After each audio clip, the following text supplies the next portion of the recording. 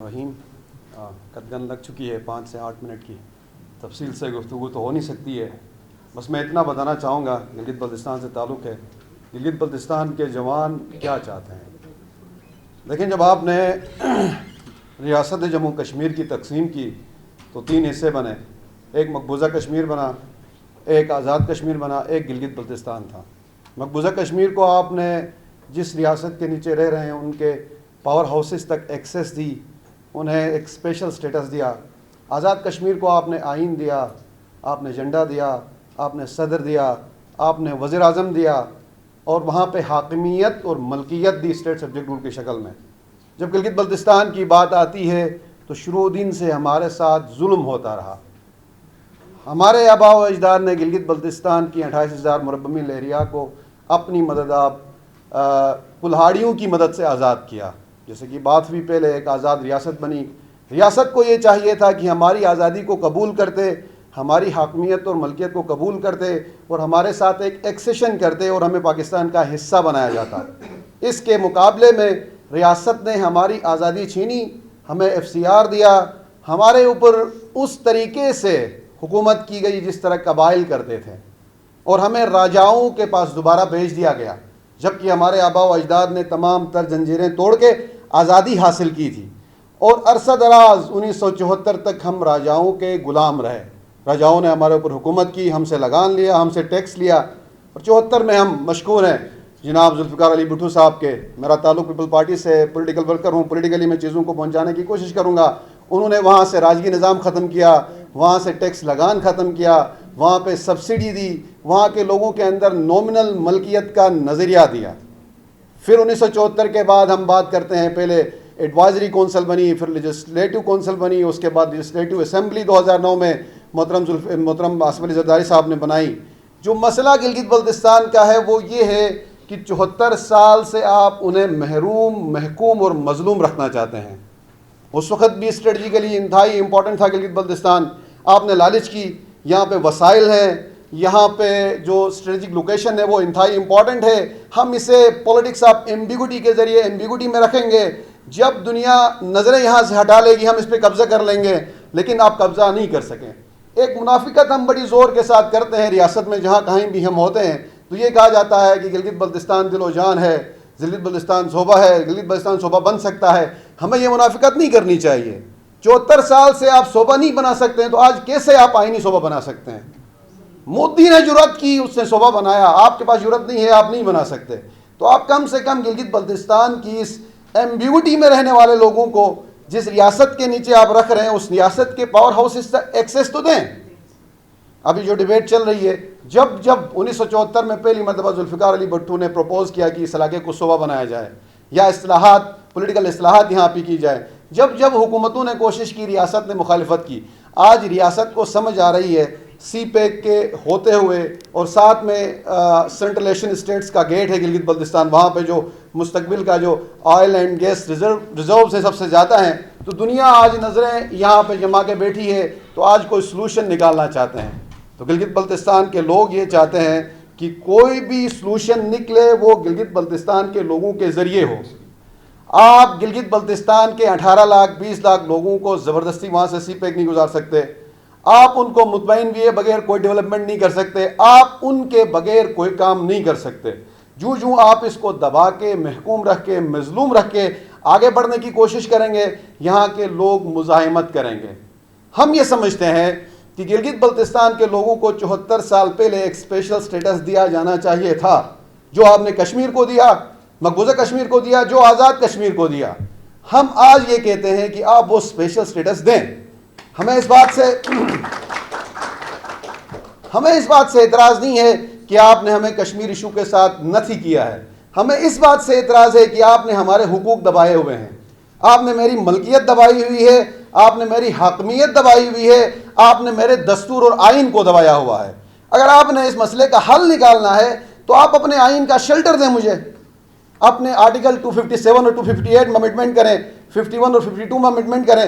مجھے سینٹ اور national assembly میں نمائندگی دیں تاکہ میں اپنے مسائل کو جس ملک کے نیچے زندگی بسر کر رہا ہوں اس کے پاور ہاؤس تک پہنچا سکوں.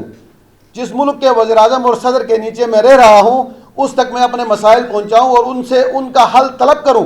اس کے بعد اگر آپ مجھے متنازع سمجھتے ہیں، بے شک جس طرح انڈیا نے 73 سال تک مقبوضہ کشمیر کو اپنے آئین میں جگہ دے کر لوک سبھا میں گلگت بلتستان کی بھی سیٹیں رکھی، تو آپ کو کیا تکلیف ہے؟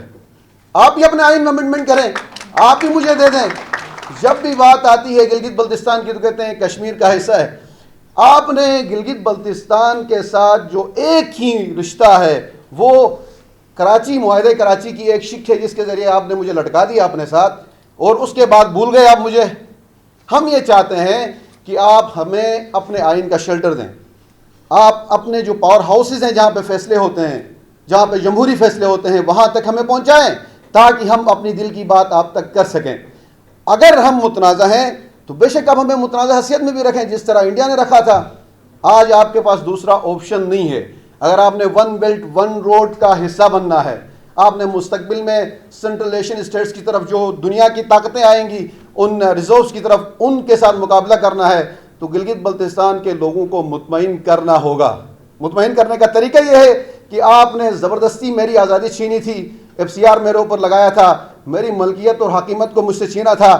آج آ کے ٹیبل پہ مجھے بٹھائیں، میرے ساتھ ایک نیا سوشل کنٹریکٹ کریں اور مجھے مطمئن کریں.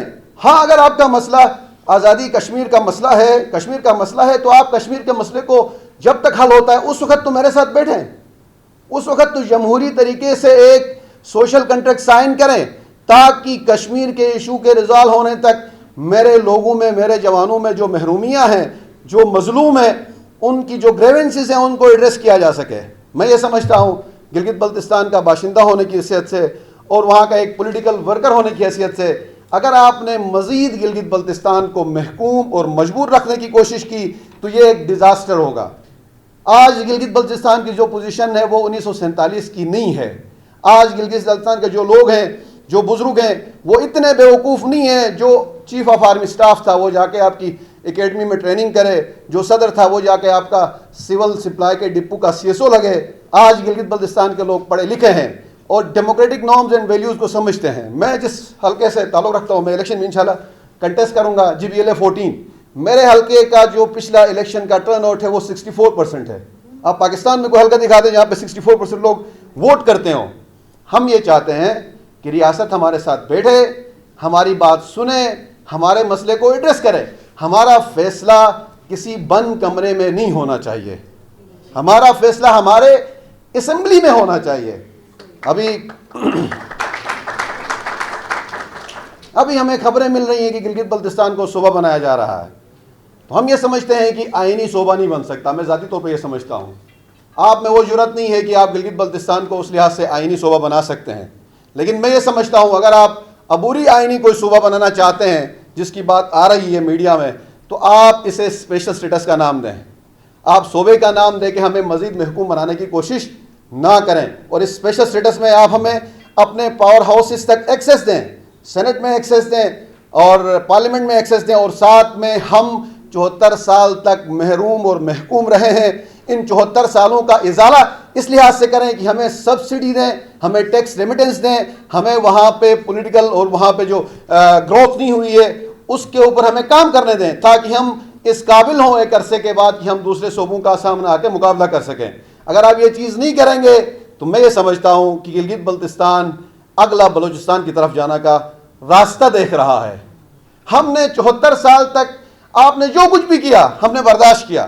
ہم نے قلم اٹھایا، بندوق نہیں اٹھائی. آج آپ یہ چاہتے ہیں جب کیٹو کی بات آتی ہے آپ کا ہے، پہاڑ آپ کا ہے، دریا آپ کا ہے، وہاں کی معدنیات آپ کی ہیں، وہاں کی راہداریاں آپ کی ہیں، صرف گلگت بلتستان کے لوگ آپ کے نہیں ہیں. آج گلگت بلتستان کا نوجوان اس نقطے پہ کھڑا ہے، وہ یہ سمجھتا ہے پہاڑ بھی گلگت بلتستان کا ہے اور وہاں کا دریا بھی گلگت بلتستان کا ہے، وہاں کا جنگل بھی گلگت بلتستان کا ہے. اور مستقبل قریب میں اس پورے ریجن کو جو ڈیسائیڈ کرے گی جو چیز وہ یہاں کی راہداریاں ہیں. اور گلگت بلتستان کا ہر نوجوان ان راہداریوں کی ٹیکس بھی لینا چاہتا ہے. اگر ریاست گلگت بلتستان کے نوجوانوں کو ایک نئے سوشل کنٹریکٹ کے ذریعے مطمئن نہیں کرتا ہے تو میں یہ سمجھتا ہوں کہ یہ ریاست کے لیے بہت بڑا ڈیزاسٹر ہوگا. Thank you very much.